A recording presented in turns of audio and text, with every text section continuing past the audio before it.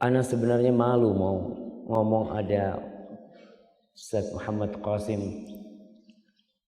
Ketika ana diterima di Madinah, Masya Allah, beliau termasuk salah seorang ustadz.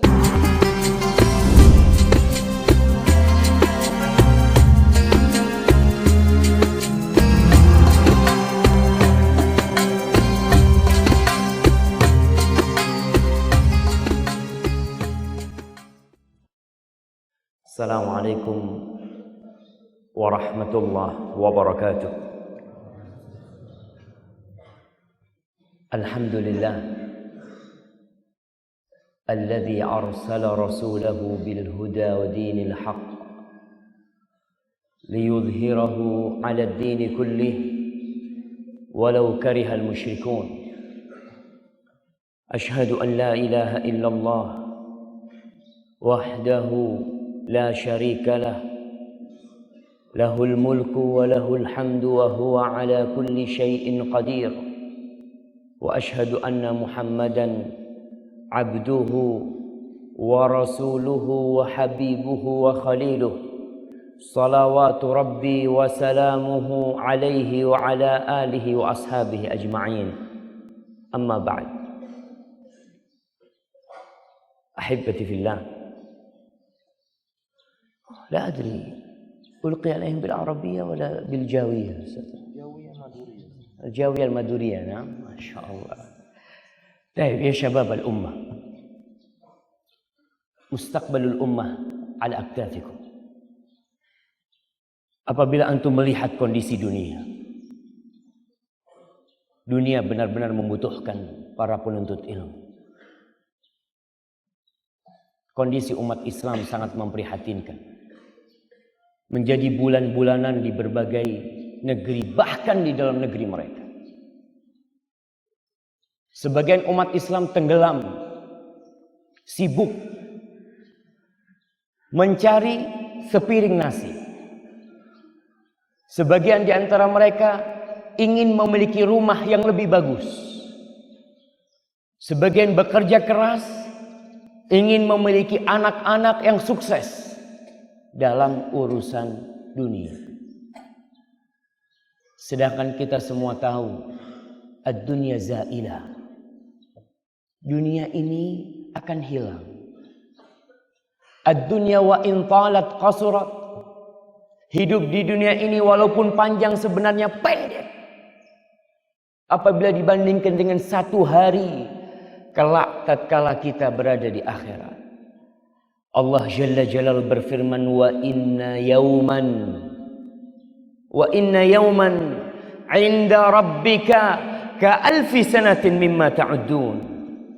Sesungguhnya satu hari di sisi Rabbmu itu seperti 1000 tahun dalam perhitungan kalian. Maka para jamaah, demi untuk mengembalikan umat Islam kepada jalan yang seharusnya mereka meniti jalan tersebut, kita dituntut untuk belajar. Rasul sallallahu alaihi wasallam beliau pernah menggambarkan bagaimana kelak yang akan menimpa umat Islam. Yushiku an tada'a alaikumul umam kama tada'al akalatu ila qas'atiha. Rasul sallallahu alaihi wasallam menjelaskan hampir-hampir umat-umat selain Islam ini mereka akan mengeroyok kalian.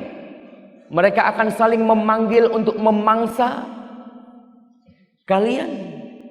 Seperti orang yang kalau makan bareng, antum kadang-kala kalau makan satu nampan saling panggil. Fadhal, ta'al ma'ana, ijlis. Seperti yang terjadi dengan umat. Maka para sahabat bertanya kepada Nabi alaihi salatu wassalam, awa min qillatin nahnu yawma idzin ya Rasulullah. Apakah jumlah kita pada waktu itu sedikit sehingga umat-umat berani mengeroyok kita, berani memangsa kita, berani membantai kita? La, bal antum yawma idzin katsir. Tapi jumlah kalian pada waktu itu banyak kalian. Banyak jumlah kalian. Walakinnakum ghutha'un ka ghutha'is sayl. Tapi kalian tidak ada bobotnya. Kalian umat yang tidak berkualitas. Kalian seperti buih yang diombang-ambingkan oleh gelombang. Diombang-ambingkan oleh banjir tatkala datang. Tidak memiliki pendirian. Kenapa itu terjadi? Rasul sallallahu alaihi wasallam menjelaskan, "Wa la yanzi'anna Allah min qulubi aduwikumul mahabata minkum." Allah Jalla Jalaluh benar-benar akan mencabut rasa gentar, rasa takut musuh-musuh kalian kepada kalian. Antum bisa bayangkan bagaimana jumlah umat Islam di awal Nabi SAW berdakwah. Tatkala perang Badar, berapa jumlah umat Islam? Ketika perang Badar, berapa? 300-an lebih. Berapa musuhnya? Antum. Nah, orang-orang musyrikin berapa jumlah mereka?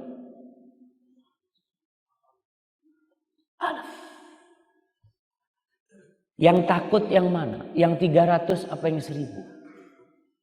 Tatkala perang Uhud, berapa jumlah umat Islam? 700. Musuhnya berapa? 3000. Tatkala perang Khandaq, berapa jumlah umat Islam? Ya sekitar 3000-an yang berada di kota Madinah. Berapa jumlah musuhnya? 10.000. Ketika perang Yarmuk, berapa jumlah umat Islam? 50.000.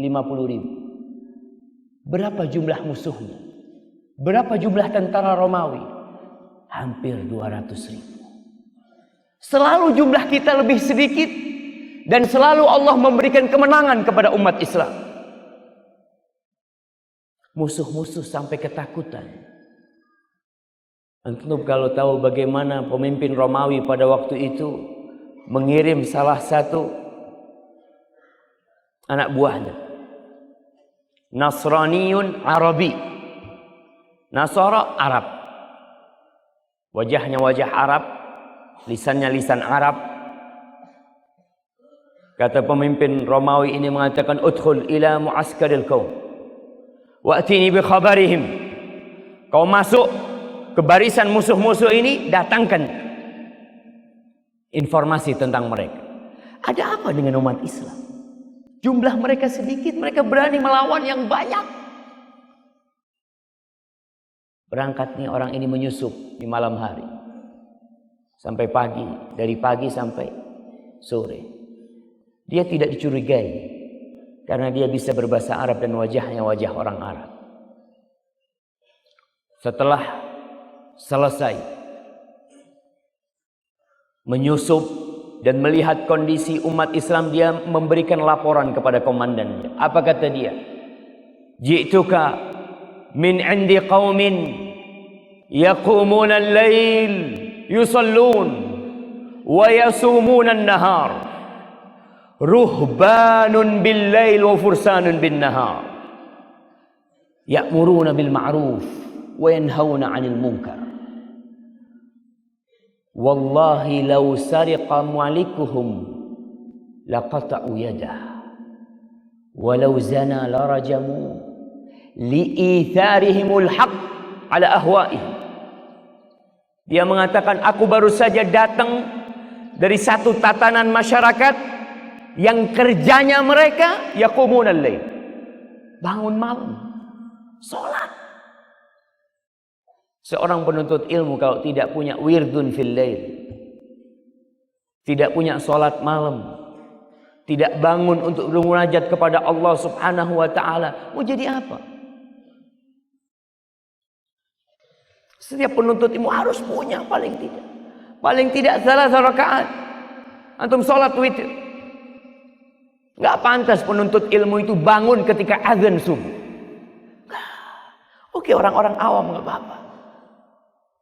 Tapi antum bakalan menjadi fursan, menjadi jawara. Di siang harinya puasa sunnah. Biasakan kita. Dari sejak berada di ma'had untuk puasa Senin Kemis. Di sini kita ada waktu. Di sini kita bisa menjaga diri kita. Karena semuanya para penuntut ilmu.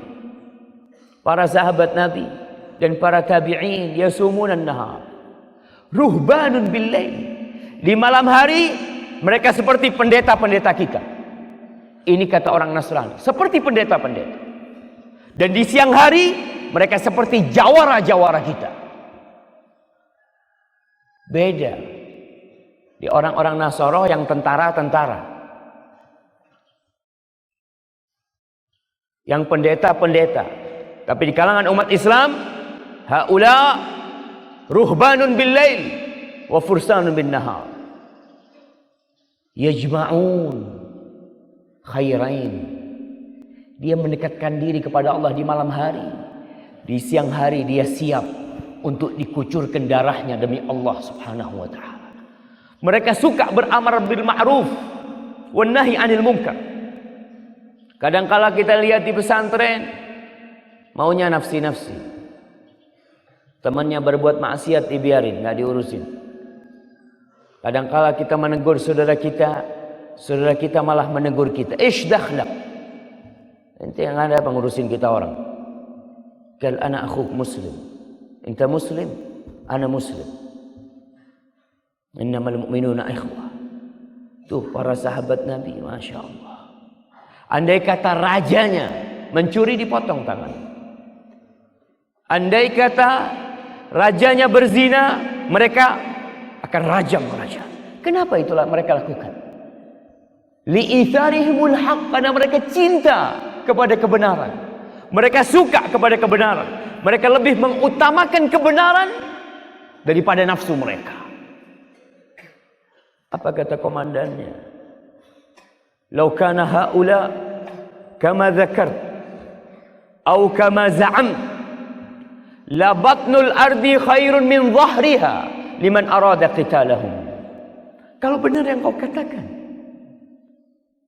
apa yang kau dakwahkan, apa yang kau klaim tentang mereka, maka perutnya bumi itu lebih baik buat orang-orang yang ingin memerangi mereka. Subhanallah. Itulah haibatul muslimin.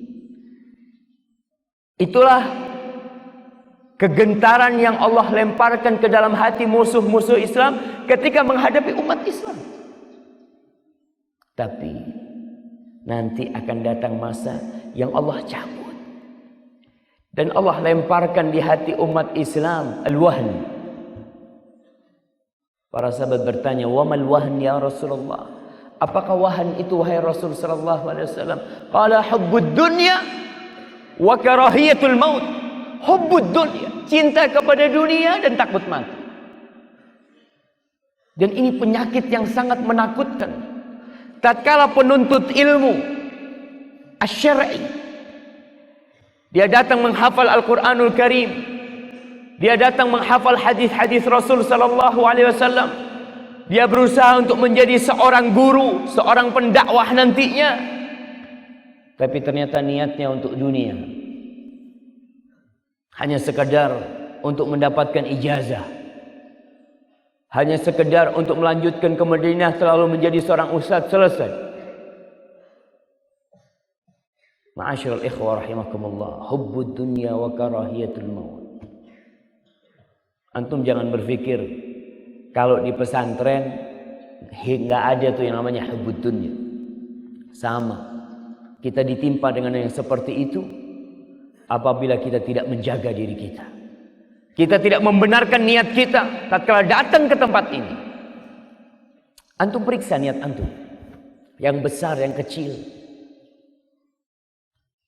Kalau masuk kamar, kemudian tiduran di atas kasur, antum coba merenung berpikir, ya Allah, ngapain anak kesini ya Allah? Untuk apa sih Anda jauh-jauh? Kenapa Anda dikirim ke tempat ini? Tidak semuanya harus berangkat ke medan perang. Nah, Allah berfirman, "Wa ma kanal mu'minun liyanfiru kafa." Tidak seharusnya umat Islam itu semua berangkat ke medan perang. Falaula nafara min kulli firqatin minhum ta'ifah liyatafaqahu fid din wa liyunziru qaumahum idza raja'u ilaihim la'allahum yahdharun. Itu tujuannya. Tafaqquh fid din, belajar. Tatkala antum pegang Quran, tatkala antum pegang kitab, niatkan lillahi ta'ala. Aku harus pintar. Kesian umatku. Kesian masyarakat di tempatku. Kadangkala di satu kampung cuma antum yang berangkat ke sini. Waliyunziru qaumahum idza raja'u ilaihim la'allahum yahdharun. Agar antum memperingatkan kepada kaum masyarakat di sekitar antum, agar kecintaan kepada mereka itu berubah. Kecintaan mereka kepada dunia berubah menjadi kecintaan kepada akhirat. Para jamaah, la yasluh akhir hadhil ummah illa bima salah bihi awwal. Umat ini tidak akan jadi benar kecuali dengan cara bagaimana dulu orang-orang sebelumnya jadi benar. Maka antum belajar. Belajar manhajus salaf. Bagaimana para sahabat Nabi. Mereka sebagian kaya raya. Tapi hal itu tidak membuat mereka mencintai dunia mereka lebih daripada akhirat yang menjadi tujuan mereka. Terus solusinya apa? Agar umat ini kembali seperti di zamannya Umar bin Khattab. Umar yang menerima kunci Masjidil Aqsa. Yang sekarang Masjidil Aqsa berada di bawah cengkeraman Yahudi. Bagaimana para sahabat Nabi sampai ke Damaskus. Bagaimana Muawiyah bin Abi Sufyan menjadi gubernur di Syam. Lalu bagaimana sekarang Syam di bawah kekuasaan Alawiyin, Syiah Alawiyin. Subhanallah. Rasul sallallahu alaihi wasallam menjelaskan, "Idza tabaya'tum bil 'inah, idza tabaya'tum bil 'inah wa akhadtum adnab al baqar wa raditum biz zara' wa taraktumul jihad sallatallahu alaikum dhullan la yanzi'uhu hatta tarji'u ila dinikum." Apabila sistem jual beli kalian adalah inah, antum tahu tuh apa inah? Sistem jual beli riba yang terselubung. Dan kalian sibuk memegang ekor-ekor sapi kalian, sibuk dengan pertanian kalian, sibuk dengan villa-villa kalian, sibuk dengan taman-taman kalian, dan kalian meninggalkan jihad, maka Allah akan menimpakan kepada kalian kehinaan. Wallahi syabab, nuhissu bidzul wa nahnu katsir. Wallahi ya ummatul Islam, natadzawwaqu hadhihi al-mahana wa nahnu katsir. Kita benar-benar merasa hina sedangkan kita mayoritas. Sedangkan kita banyak jemaah. Kita banyak. Berapa jumlah umat Islam di Indonesia jemaah? Tapi apa yang bisa dilakukan umat Islam? Seharusnya mereka mewarnai negeri ini.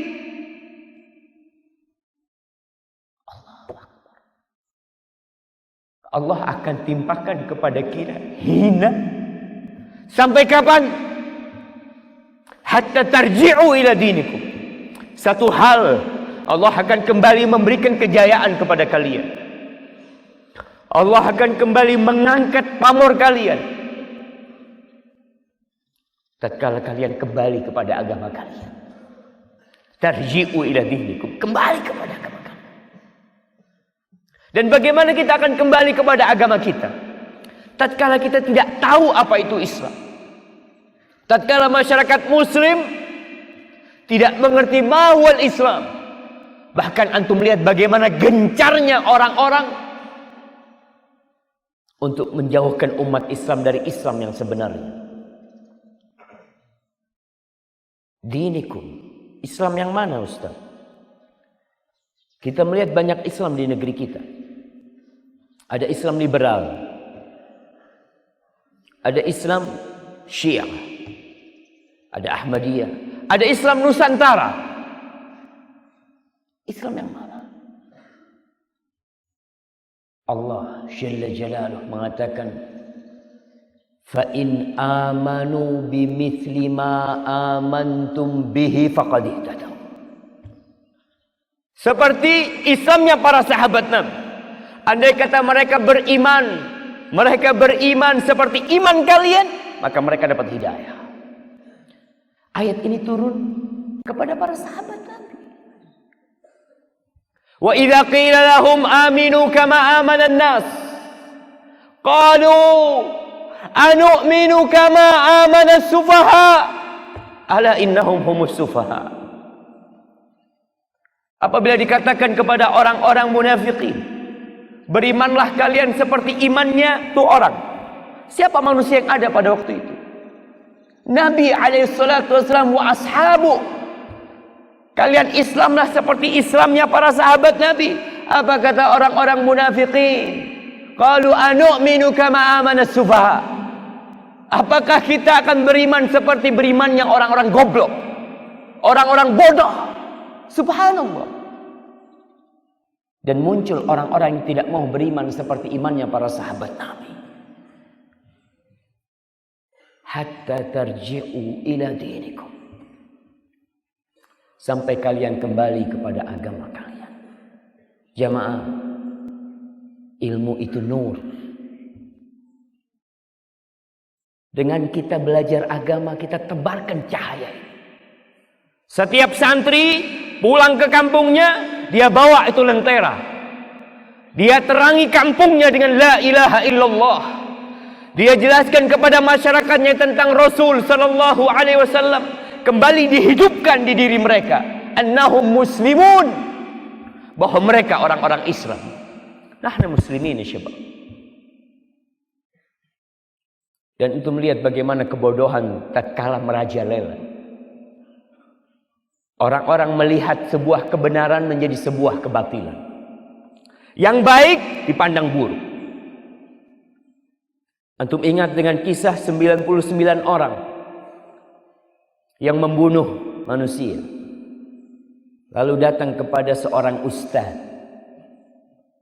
Seorang yang alim tapi ilmunya setengah-setengah. Tanya nih orang ini, Ustaz, ana nih udah bunuh 99 orang. Kira-kira ana nih masih bisa tobat enggak? Apa kata alim ulama yang setengah ilmunya? Yang antum jangan jadi seperti itu. Setengah nih ilmunya. Dia mengatakan, ente mau tobat? Ente sudah bunuh 99 orang, nggak ada tobat buat ente. Kata orang ini, ya udah, kalau ana nggak bisa tobat, ya ana lengkapin aja jadi 100. Dibunuh tuh ustadznya. Antum mau jadi ustadz yang separuh-separuh? Dah. Lalu dia bertanya, apakah ada orang yang paling alim lagi di tempat ini? Fadulla ala alimin akhar. Tunjukkan fulan tuh orang yang alim, berangkat. Datang ke nih ustaz, cerita, ana udah bunuh 99 orang, yang terakhir ustaz 100 jadinya. Dia cerita, 100 orang sudah ana bunuh. Ana bisa tobat enggak? Kata alim ulama ini, apa yang menghalangimu dari pintu taubat? Apa yang menghalangimu?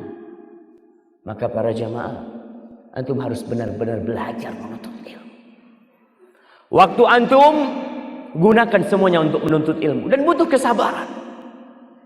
Ada sebagian ulama, masya Allah, tatkala dia makan nggak mau makan kayak kita nih. Antara makan roti, dia disuruh makan roti nggak mau dia makan roti. Rotinya dihancurin, lalu dicampur sama air, diminum. Model sekarang model apa? Model serelak. apa gitu, diminum. Ditanya, kenapa kok nggak makan? Kata dia, baina madghil khubzi wa syurbil fatid 50 ayat. Kata dia, antara aku mengunyah roti dan aku minum itu serelak, aku bisa baca 50 ayat. Allahu Akbar. Kadangkala waktu kita itu lebih banyak untuk makan dan ngobrol. Subhanallah. Antum jangan mengatakan, Ustaz, anak kan masih muda, masih kecil. Nanti anak akan belajar. La al-an, jangan. Banyak ustaz-ustaz kalian itu sudah terlambat. Anak termasuk yang terlambat mungkin belajar.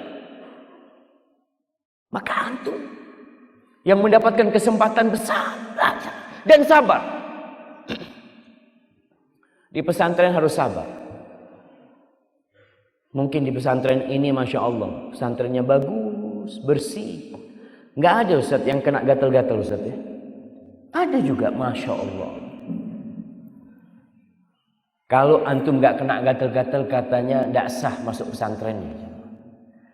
Jadi kalau ada yang lulus pesantren yang belum gatal-gatal, coba tanya, anak kok nggak kena gatal-gatal ya? Mungkin nggak mandi ya. Bisa jadi. Kita di pesantren Masya Allah. Ibn Thahir cerita, seorang alim ulama, dia mengatakan, bultud dama marratain. Marratan di Makkah wa marratan di Baghdad. Kata dia mengatakan, aku kencing darah 2 kali dalam menuntut ilmu hadis. 2 kali aku kencing darah. Sekali di Mekah dan sekali di Baghdad. Allahu Akbar. Butuh kesabaran menuntut ilmu. Walaupun harus kencing darah, walaupun harus sakit, walaupun harus makan tidak enak, aku ingin menegakkan royatul la ilaha illallah. Aku ingin mengenalkan kepada umat tentang Allah Jalla Jalaluh. Antum harus sabar. Zubair, subhanallah, Zubair bin Awam, bagaimana dididik oleh ibunya. Dia dididik begitu keras oleh ibunya. Karena zamannya butuh orang-orang yang siap untuk menghadapi segala tantangan dan cobaan. Sampai paman-pamannya ini marah kepada Sofia. Sofia, kau terlalu keras mendidik anakmu. Jangan keras-keras, kata dia. Kata dia, kau tahu aku didik anak agar dia menjadi seorang yang kokoh, seorang yang perkasa. Dan dia berangkat ke medan perang kelaknya, membawa harta rampasan perang. Pada suatu peperangan, dia dikasih tombak yang pendek sama ibundanya, Sofia. Kata anaknya Zubair, ya Ummah, qasir. Wahai Ummah, tombaknya pendek. Sedangkan musuh-musuh tombaknya panjang. Apa kata ibundanya? Taqaddam fayatul. Kau masuk, tombakmu itu akan jadi panjang. Kau maju, tombakmu itu akan jadi panjang. Begini dididik generasi-generasi Islam untuk siap berjuang. Sebagian ngomong makanan gak enak, tidur gak enak, ngantri gak enak, subhanallah. Antum lihat sebagian sahabat Rasul sallallahu alaihi wasallam, Mus'ab bin Umair, seorang anak yang dimanja oleh ibundanya, yang terkenal parfumnya begitu semerbak. Tatkala dia masuk Islam, tatkala dia berpaling meninggalkan Tuhan-Tuhan orang-orang musyrik, dan dia menghadap Allah, bajunya jadi compang-camping. Rasul sallallahu alaihi wasallam sampai menangis melihat Mus'ab bin Umair, karena bajunya harus tambalan sampai mati. Iya, tatkala mati, kafannya itu tidak cukup untuk menutup semua tubuhnya.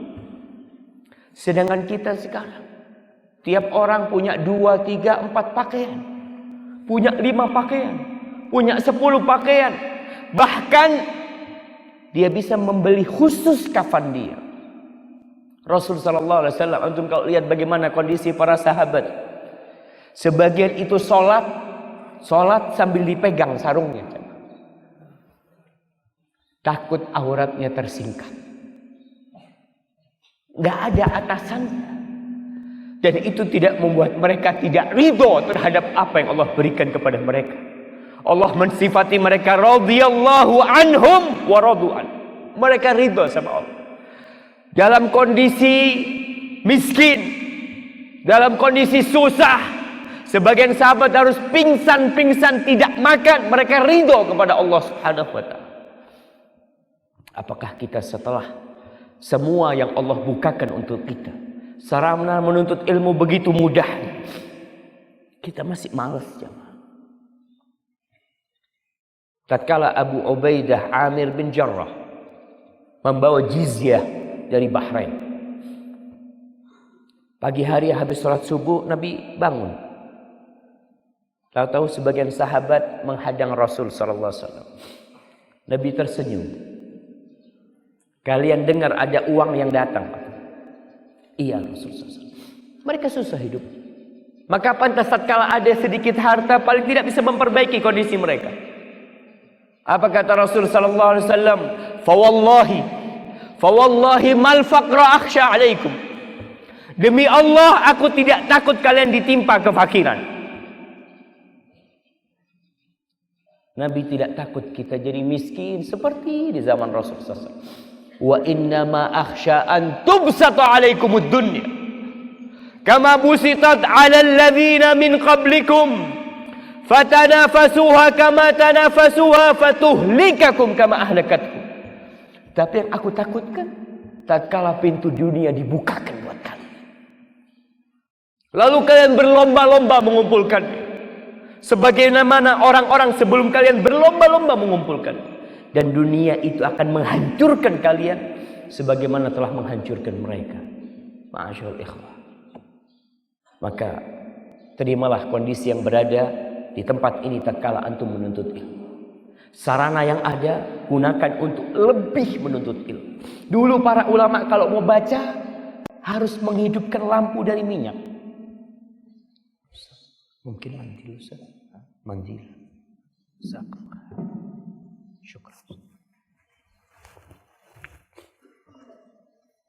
Dulu kalau para ulama mau belajar malam dia harus ngidupin lilin, lampu minyak, sehingga susah. Dulu kalau mereka mau nulis harus pakai tinta dan pena, dia tulis. Dulu mereka kalau mau beli buku harus mencatat, nggak ada percetakan buku. Tapi sekarang semua sudah dibuka buat kalian. Apa yang ditunggu? Sebagian jarang masuk perpustakaan.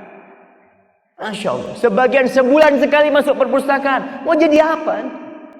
Berangkat masuk ke sana. Gak harus nunggu ustadz masuk perpustakaan. Tidak harus menanti ada kewajiban, ada PR masuk perpustakaan. Lah, Anda datang ke sini mau belajar. Anda kepingin menjadi pionir nanti yang mengembalikan kejayaan Islam.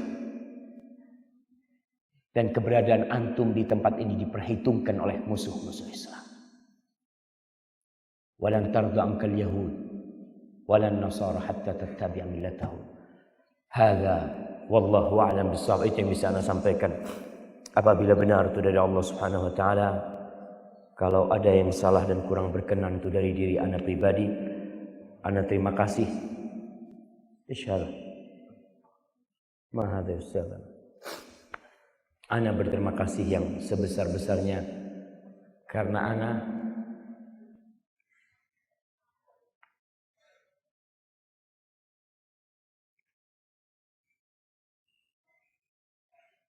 bisa berjumpa dengan antum. Dan harapan anak ada di antara antum yang bisa menggantikan posisi Syekh bin Baz, menggantikan posisi Syekh Albani, Syekh Ibn Utsaimin, menggantikan posisi orang-orang yang mereka telah menerangi dunia ini dengan ilmu mereka. Hadza wa sallallahu ala nabiyyina Muhammadin wa ala alihi wa sahbihi wasallam. Hadza wallahu a'lam bissawab. Wassallallahu ala nabiyyina Muhammadin wa ala alihi wa sahbihi wasallam.